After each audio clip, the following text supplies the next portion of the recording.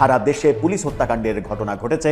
অবলীলাই প্রকাশ্যে স্বীকার করেছে অনেকে যে আমরা পুলিশ মেরেছি, পুড়িয়েছি, থানা জ্বালিয়েছি। এই ঘটনার কোনো ধরনের কোনো আইনি ব্যবস্থা নেওয়ার পথে প্রফেসর ইউনূস সরকার বাধা হয়ে দাঁড়িয়েছিল এবং তারা ইনডেমনিটি ঘোষণা করেছিল নির্বাহী আদেশে। সম্ভবত সেটা আর থাকছে না। পুলিশ হত্যা মামলার বিচার হতে চলেছে, সেরকম সিগন্যাল সরকারের পক্ষ থেকে স্পষ্ট চলে এসেছে। বিএনপির নেতৃত্বে আওয়ামী লীগের নেতাকর্মীরা এবং বিএনপির সন্ত্রাসীরা তারা সারা দেশে আমাদের 11 দলীয় জোটের নেতৃবৃন্দের উপর হামলা করছে। আপনারা আওয়ামী লীগকে কোনো রাজনৈতিক কর্মসূচি করার জন্য রাজপথে নামতে দিবেন না। মানে এইভাবে আওয়ামী লীগকে আপনি কয়দিন রাজপথে পুলিশ দিয়ে ঠেকাবেন? সংসদ সদস্য ও এনসিপির মুখ্য সমন্বয়ক আব্দুল হান্নান মাসুদের গাড়িবহরে হামলার অভিযোগ উঠেছে।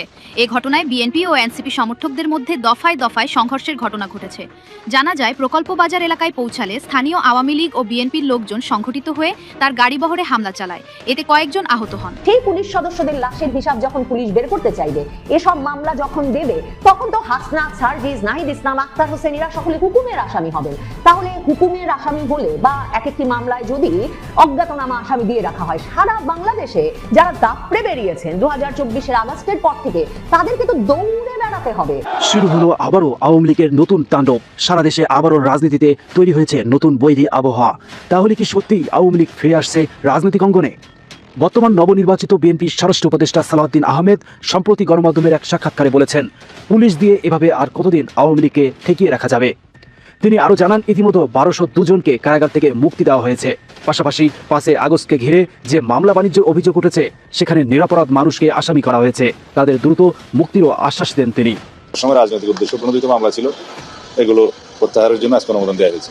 এর আগে আমি এখানে আসার পরে 1006টা মনে হয় অনুমোদন দিয়েছিলাম। আর যে সমস্ত মামলা প্রত্যাহারের জন্য বিগত ইন্টারিম সরকারের সময় উদ্যোগ নিয়েছিল, রাজনৈতিক উদ্দেশ্যে হয়রানিমূলক, মিথ্যা এবং বানোয়াট মামলা দিয়েছিল। তবে আওয়ামী লীগের এই মুক্তি প্রক্রিয়ায় অস্বস্তিতে রয়েছেন উপদেষ্টা মণ্ডলী ও তথাকথিত সমন্বয়করা। গণমাধ্যমের এক সাক্ষাৎকারে ক্রীড়া উপদেষ্টা আসিফ মাহমুদ সজীব ভুঁইয়া বিএনপিকে উদ্দেশ্য করে বলেন, তাদের নেতৃত্বে আওয়ামী লীগ মুক্ত হচ্ছে এবং তারা মুক্ত হয়েই সমন্বয়ক ও 11 দলীয় জোটের উপর হামলা মামলা শুরু করেছে।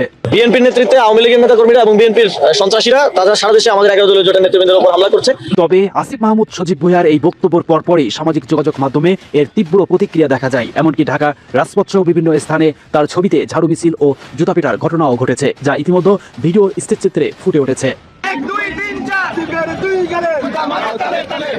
এছাড়াও একটি আলোচিত অভিযোগও সামনে এসেছে উপদেষ্টা আসিফ মাহমুদ সজীব ভুঁইয়াকে নিয়ে। 5 আগস্টের পর উপদেষ্টা হওয়ার পরপরই তার পরিবারের মাধ্যমে, অর্থাৎ তার বাপের মাধ্যমে কোটি কোটি টাকা মামলা বাণিজ্যের বিষয়টি। যদিও এসব অভিযোগের বিষয়ে প্রকাশ্য কোনো ভুল স্বীকার বা ব্যাখ্যা দিতে দেখা যায়নি তাকে। এদিকে সমন্বয়ক সার্জিস আলম এক বিবৃতিতে বলেন, আগে আমরা যা ইচ্ছে তাই করেছি, ইচ্ছা হলে রাজপথে নেমেছি, ইচ্ছা হলে সংসদে ঢুকেছি, কিন্তু এখন সেটা আর সম্ভব নয়, কারণ এখন মব সৃষ্টিতে ব্যস্ত বিএনপি আওয়ামী লীগকে সাথে নিয়ে। তার এই বক্তব্যের পরপরই মুহূর্তে সামাজিক যোগাযোগ মাধ্যমে বিরূপ প্রতিক্রিয়ার জন্ম দেয়। এবং আমরা যা মন চাইছে তাই করছি। পোলাপান মন চাইছে সচিবালয়ে ঢুকে গেছে, পোলাপান মন চাইছে উপদেষ্টা যিনি একজন মন্ত্রী ওনার কাছে চলে গেছে, পোলাপান মন চাইছে মানে 5 জন উপদেষ্টা একটা মিটিং ওখানে চিল্লাচিল্লি করছে, সবাইকে গালিগালাজ করছে। মানে এই ফ্রিডম সবাই মিস করবে, অতিরিক্ত ফ্রিডম দিয়ে ফেলছিল।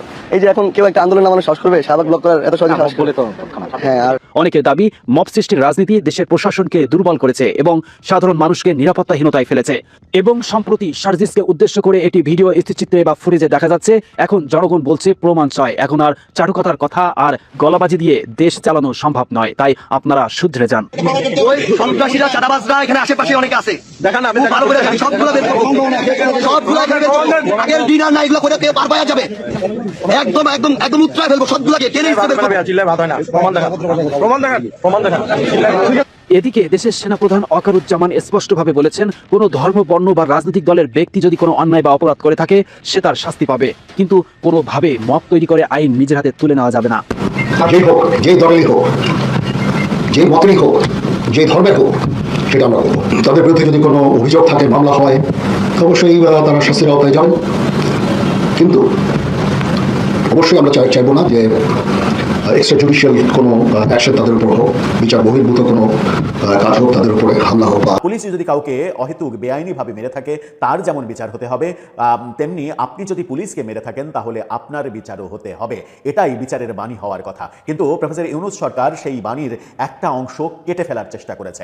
একটা অংশ কেটে ফেলে বলার চেষ্টা করেছে যে পুলিশকে যারা মেরেছে, এমনকি 5 আগস্টের পরেও যারা পুলিশকে পুড়িয়েছে, থানা পুড়িয়েছে, থানার মধ্যে পুলিশকে বন্দি করে রেখে বহু পুলিশকে পুড়িয়ে মেরেছে, গাছের সঙ্গে ঝুলিয়ে মেরেছে, ওভারব্রিজে ঝুলিয়ে মেরেছে, এর নাকি বিচার করা যাবে না, এর নাকি বিচার হবে না। এর বিচার যারা বন্ধ করতে চেয়েছিল, এবার কি তাহলে তাদেরও বিচার হওয়ার ব্যাপারটা চলে আসবে? কিংবা এখন না আসলেও কোনো না কোনো একটা সময় চলে আসবে? যেটা বলছিলাম, বিচারের সংস্কৃতি থাকতে হবে সমাজে। যে অপরাধ করবে তার বিচার হতে হবে, সে যেই হোক না কেন, যত বড় ক্ষমতাবানই হোক না কেন। এই মধুর বাণী শুধু আমরা রাষ্ট্রের বিভিন্ন গুরুত্বপূর্ণ ব্যক্তির মুখে শুনি, কিন্তু কার্যে পরিণত হতে দেখি না। সরকার পরিবর্তনের সঙ্গে সঙ্গে দৃশ্যপট পাল্টে গেছে। গণমাধ্যমে খবর হচ্ছে, দেশ রূপান্তরের খবরটা দেখে নিন, সেখানে বলা হচ্ছে পুলিশ হত্যারও তদন্ত হবে।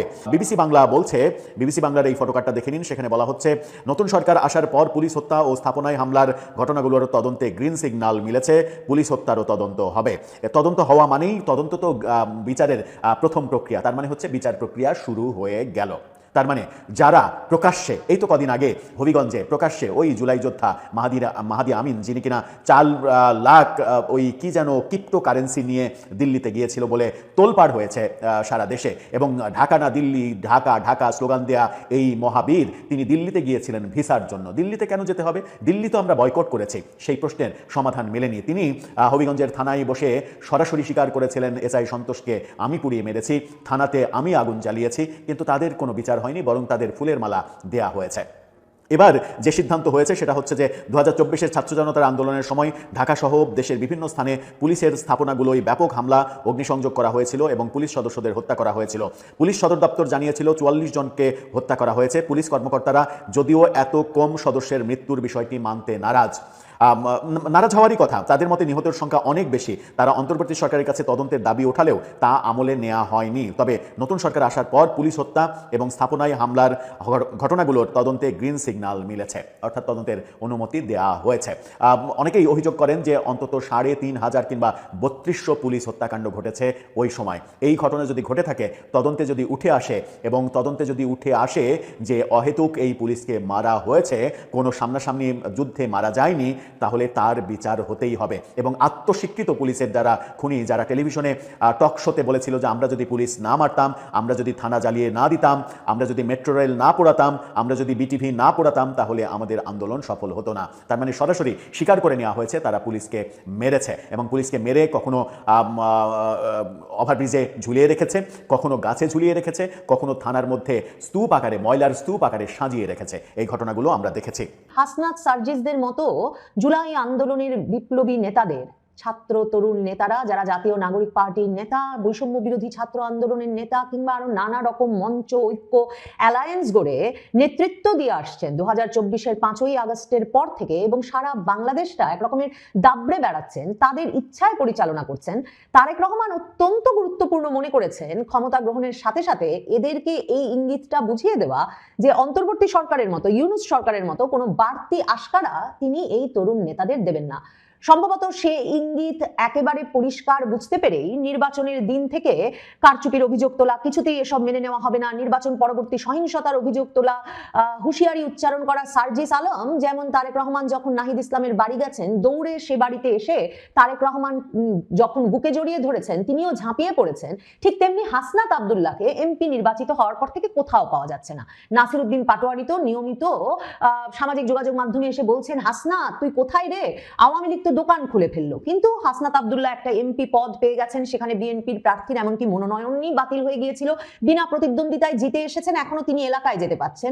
আক্তার হোসেন যেমন তার এলাকায় জিতেছেন বটে, কিন্তু এলাকায় গিয়ে স্বস্তি পাচ্ছেন না জাতীয় নাগরিক পার্টির নেতা হান্নান মাসুদও। এমন একটা পরিস্থিতিতে জাতীয় নাগরিক পার্টির নেতারা সবচেয়ে ভয় যেটা নিয়ে পাচ্ছিলেন এই জুলাই আন্দোলনের নেতারা, সেটা হচ্ছে যে অন্তর্বর্তীকালীন সরকারের আমলে তাদেরকে জুলাই আন্দোলনের সময় সকল প্রকার খুন, হত্যা, লুটপাট, অগ্নিসংযোগের জন্য যে দায় মুক্তি দিয়ে দেওয়া হয়েছিল ঢালাওভাবে, এবং পুলিশ হত্যা সহ রাষ্ট্রীয় সম্পদ বিনষ্টের অভিযোগে কোনো মামলা 2024-এর জুলাই আগস্ট সময়কালের কিংবা পরবর্তী সময়ের গৃহীত হয় নাই থানায়, তদন্ত হতে পারে নাই এই অন্তর্বর্তী সরকারের সময়, যার প্রভাবে তারা আরো দোর্দণ্ড প্রতাপে সারা বাংলাদেশে রাজত্ব করে বেরিয়েছেন। তাদের যে ভয়টা ছিল, ওই যে হাসনাত আব্দুল্লাহ কথায় কথায় বলতেন যে এ সরকার বদলে গেলে, ইউনূস সরকার বদলে গেলেই নাকি ফাঁসির দড়ি ঝুলবে তাদের চোখের সামনে, এখন সেই অবস্থায় তারেক রহমান তাদেরকে নিয়ে গেছেন। কারণ তারেক রহমানের সরকার ঘোষণা দিয়েছেন, বিএনপি সরকার স্পষ্টভাবে এই ঘোষণা পুলিশকে জানিয়ে দিয়েছে যে পুলিশ হত্যার তদন্ত হবে এবং পুলিশ বিভাগ যাতে ওই সময়কার হত্যাকাণ্ডগুলোর বিভিন্ন প্রমাণাদি সাক্ষ্য সংগ্রহ শুরু করে এবং পুলিশ হত্যার মামলাগুলো যাতে আবারও চাঙা হয়, নতুন করে মামলা করার প্রয়োজন হলে যাতে নতুন করে মামলা করা হয়। কারণ 44 জন পুলিশ সদস্য হত্যা হয়েছে বলে পুলিশ সদর দফতর থেকেই বিবৃতি এসেছিল, কিন্তু পুলিশ সদস্যরা যখন 5ই আগস্টে মৃত কয়েকজন পুলিশের লাশ, পচে যাওয়া গলে যাওয়া লাশ যাত্রাবাড়ি থানা থেকে উদ্ধার করে 5ই আগস্টের 8 দিন পর রাজারবাগ পুলিশ লাইন্সে তাদের জানাজা হয়েছিল, তখন থেকে পুলিশ সদস্যরা দাবি করে আসছেন, অভিযোগ করে আসছেন অন্তত 2000 পুলিশ সদস্য 2024-এর জুলাই আগস্টে নিহত হয়েছেন। এবং অনেক পুলিশ সদস্য মনে করেন 3 থেকে 3500 পুলিশ নিহত, নিখোঁজ ওই 2024-এর জুলাই আগস্ট আন্দোলনের পর থেকে। কিন্তু পুলিশ বিভাগ ওই ঘটনা যেহেতু ঘাটাঘাটি করার সাহস পাচ্ছে না, তদন্ত করে নাই, তাই তাদের কাছে কোনো হিসাবই নাই ঠিক কতজন পুলিশ সদস্য ওই সময়ে সহিংসতায় নিহত হয়েছিলেন। পুরো মানে বয়ানটা এমন ভাবে জুলাই আগস্ট আন্দোলনের সাজানো হয়েছে যে পুলিশ একপাক্ষিক সহিংসতা করে গেছে, নৃশংসতা দেখিয়ে গেছে, কিন্তু এই বয়ানে কখনো উল্লেখ করা হয় না যে 19শে জুলাই একজন নিরস্ত্র পুলিশ সদস্য গিয়াসউদ্দিনকে পিটিয়ে মেরে তার চামড়া ছিলে তাকে উল্টো করে ঝুলিয়ে রাখা হয়েছিল যাত্রাবাড়ি সেতু থেকে, এবং সেটা রীতিমতো পুলিশ, র্যাবকে হেলিকপ্টার, গাড়ি সহ নানা রকম বাহিনী বহর নিয়ে গিয়ে সেই পুলিশ সদস্যের মৃতদেহ সেই সেতু থেকে ঝোলানো সেতু থেকে উদ্ধার করতে হয়েছিল। সে দফায় কোনো আন্দোলনের বয়ানে বীরত্ব গাথায় উল্লেখ করা হয় না যে সারা বাংলাদেশে সকল থানায় আক্রমণ হয়েছে, লুটপাট হয়েছে। এনায়েতপুর, সিরাজগঞ্জের সেই থানায় ঢুকে আন্দোলনকারীরা 4ঠা আগস্ট পুলিশ সদস্যদের পিটিয়ে মেরেছে, আগুন দিয়ে পুড়িয়ে মেরেছে এবং তারপর ঝুলিয়ে রেখেছে। এমনকি বিবিসি বাংলার প্রতিবেদনে উঠে এসেছে যে অনেক পুলিশ সদস্য নামাজ পড়ে বের হচ্ছিলেন পাশের মসজিদ থেকে এবং সেই মসজিদের সিঁড়িতেই তাদেরকে পিটিয়ে মারা হয়েছে। এই কথা কখনো উল্লেখ করা হয় না ওই আন্দোলনের কথা বলবার সময় যে পুলিশ সদস্যদেরকে এমন নৃশংসতার শিকার হতে হয়েছিল যে 5ই আগস্ট হবিগঞ্জের বানিয়াচং থানার একজন পুলিশ সদস্যকে শেষ পর্যন্ত সেনাবাহিনীর ঘন্টার পর ঘন্টা দর কষাকষি করেও কিছুতেই আন্দোলনরত ছাত্র জনতাকে ঠান্ডা না করতে পারার পর রেখে আসতে হয়েছিল, এবং সেই পুলিশ সদস্য এসআই সন্তোষকে পিটিয়ে মেরেছিল তখন সেখানে জড়ো হওয়া বিক্ষুব্ধ ছাত্র জনতা। এছাড়াও এই যে যাত্রাবাড়িতে 5ই আগস্ট যখন সেনা প্রহরা থানার সামনে থেকে উঠে গেল, তারপর ভীত সন্ত্রস্ত পুলিশ একদিকে যেমন ছাত্র জনতার দিকে গুলি ছুটতে থাকলো, শেখ হাসিনা সরকারের ততক্ষণে পতন হয়ে গেছে, তারপরেও এরপর সেখানে ঢুকে শেষ পর্যন্ত ওই থানা জ্বালিয়ে পুড়িয়ে পুলিশ সদস্যদেরকে মেরে পুড়িয়ে ভ্যানের উপর যে লাশ রেখে এসেছিল সে কথা কিন্তু এমনকি জাতিসংঘের প্রতিবেদনেও আছে। মানে জাতিসংঘের প্রতিবেদনে যে 1400 মৃত্যুর কথা বলা হয়, সরকার এখন পর্যন্ত ইউনূস সরকার হিসেব মিলিয়ে মাত্র 834 জনের নাম বলতে পেরেছে। সেই 834 জনের মধ্যেও আবার যুবলীগ নেতা ঢুকে গেছেন, যার লাশ কিনা আবার যিনি গাজীপুরের মেয়র জাহাঙ্গীরের এপিএস হিসাবে কাজ করতেন এবং যার লাশ কিনা আবার উত্তরার একটা ব্রিজ থেকে ঝুলিয়ে রাখা হয়েছিল পিটিয়ে মেরে। তো এহেন পরিস্থিতিতে খুন, লুটপাট, অগ্নিসংযোগের মতো ঘটনা ক্রমাগতভাবে চলেছে 24-এর জুলাই আগস্ট জুড়ে, এবং সেগুলোর যাতে বিচার না করা যায় সে সংক্রান্ত প্রথম দায়মুক্তি অধ্যাদেশটি অন্তর্বর্তীকালীন ইউনূস সরকার জারি করেছিল 2024-এর অক্টোবর মাসেই, যখন নোয়াখালীর সোনাইমুড়িতে এক কনস্টেবলকে হত্যার অভিযোগে একটি মামলা পুলিশ তদন্ত করে এবং 3 জনকে গ্রেফতার করে। তার পরপরই স্বরাষ্ট্র মন্ত্রণালয় থেকে প্রজ্ঞাপন দিয়ে প্রথমত বলে দেওয়া হয় যে কিছুতেই যাতে 2024-এর জুলাই থেকে 15ই জুলাই থেকে 8ই আগস্ট পর্যন্ত সংগঠিত গণ অভ্যুত্থান সংশ্লিষ্ট ঘটনার জন্য কোনো মামলা, গ্রেফতার বা হয়রানি না করা হয়। তার মানে সরকারও জানে, জুলাই যোদ্ধারাও জানেন, এই নেতারাও জানেন যে কি ধরনের ধরনের অপরাধী কর্মকাণ্ড ঘটেছে, ফৌজদারি অপরাধ ঘটেছে, যে রীতিমতো দায় মুক্তির অধ্যাদেশ দিয়ে সেই ফৌজদারি অপরাধে যাতে কোনো মামলা দায়ের না হয় বা পুলিশ তদন্তের চেষ্টা না করে সে ব্যবস্থা করতে হয়েছিল তাদের।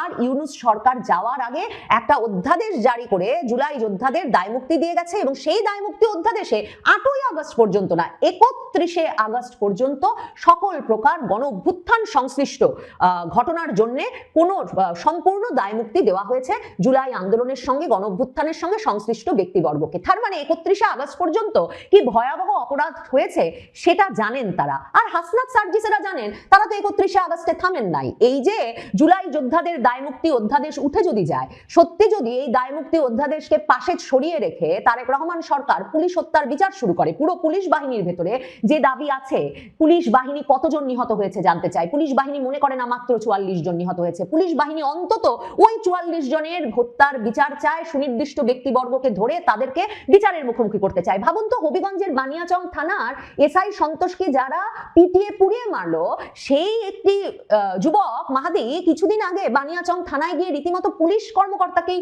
হুমকি দিয়ে বলেছেন যে তিনি এর আগে পুলিশ পিটিয়ে মেরেছেন, থানা জ্বালিয়ে দিয়েছেন, কাজে পুলিশ যেন তার কথা শুনে।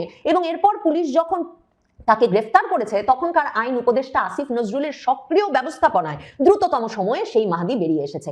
নিশ্চয়ই লক্ষ্য করেছেন, ওই মাহাদি দিল্লিতে ধরা পড়েছেন অন্য একটি দেশের ভিসা নিতে, ইউরোপের একটি দেশে, কেউ বলছেন ফিনল্যান্ড, কেউ বলছেন ইংল্যান্ড চলে যাচ্ছিলেন, সেই দেশের ভিসা নিতে তিনি সে দেশে গিয়ে উপস্থিত হয়েছিলেন বলে জানা যাচ্ছে এখন। তার মানে এই যুবকদের শুধুমাত্র দায় মুক্তি দিয়ে গেছে আগের সরকার তাই নয়, এদের একটা বিরাট অংশের জন্য নানা রকম সেফ এক্সিটের ব্যবস্থাও করে রাখা হয়েছে।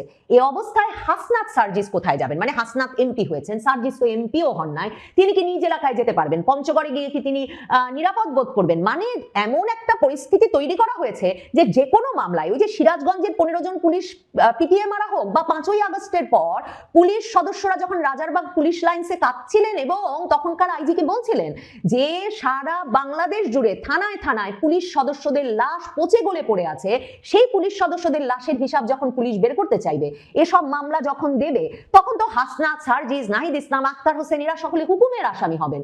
তাহলে হুকুমের আসামি হলে বা এক একটি মামলায় যদি অজ্ঞাতনামা আসামি দিয়ে রাখা হয়, সারা বাংলাদেশে যারা দাপড়ে বেরিয়েছেন 2024-এর আগস্টের পর থেকে, তাদেরকে তো দৌড়ে বেড়াতে হবে। এরা কি সকলেই আসলে সেফ এক্সিট নিয়ে অন্য কোথাও চলে যেতে পারবেন? যারা থাকবেন তাদের তো আসলে মানে কোনোভাবে দম নেওয়া